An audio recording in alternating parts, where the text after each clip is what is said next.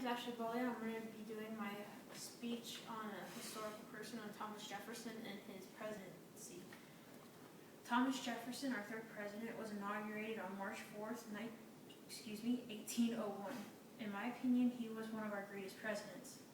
He had his negatives and his positive moments, which I will discuss throughout this speech. First, I will discuss how he reduced our debt to nothing. Secondly, I will discuss the Louisiana Purchase.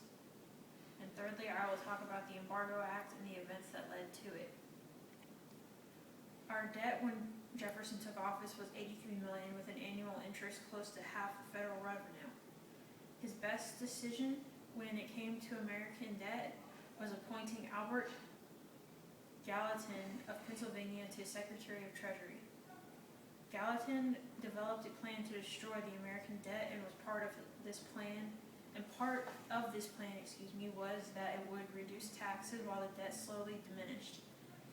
It unfortunately rested on a theory that was doubtful. A reduction in the Navy and Army would be required, leaving our country slightly weakened by the shortage.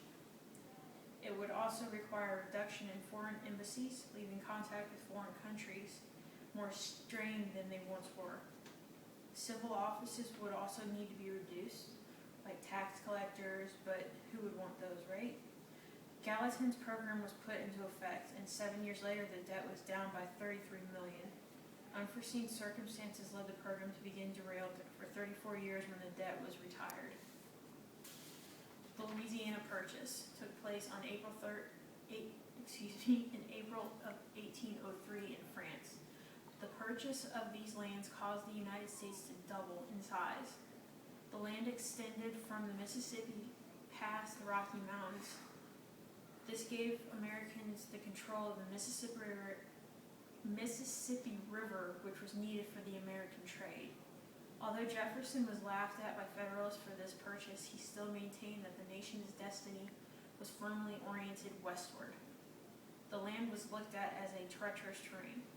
Lewis and Clark were sent out on an expedition by Jefferson to map the territory starting in St. Louis and ending at the Oregon coast. Jefferson also sent Zebulon Pike to explore the southwest and Rocky Mountain area. In addition to that, Jefferson sought to gather information about people living in this area. One tribe he paid close attention to was the Creoles. The Creoles were the reason for the first union as the state of Louisiana was admitted. The war between the French and the British affected neutral American when Britain enforced their impressionists of British citizens.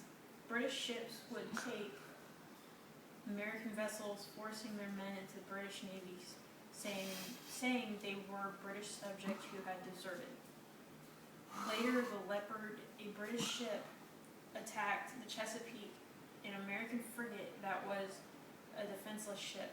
The country was furious and called for action. Jefferson and his cabinet met and came up with 3 courses of action. Jefferson chose to enact the Embargo Act. The Embargo Act basically was a blockade of American trade with other countries. The purpose of the act was unclear, although it was looked at as an alternative to war. Some thought it was an experiment to see the effectiveness to a more peaceable act in international affairs. Jefferson never gave the reason he chose this course of action. As the result of the Embargo Act, the American people were forced to have hardships and sacrifices for something they didn't really understand. In conclusion, as all presidents experienced, Jefferson had his ups and downs. No matter what Jefferson did, he never gave into criticism, and he always did his best to make everyone that he knew and loved happy.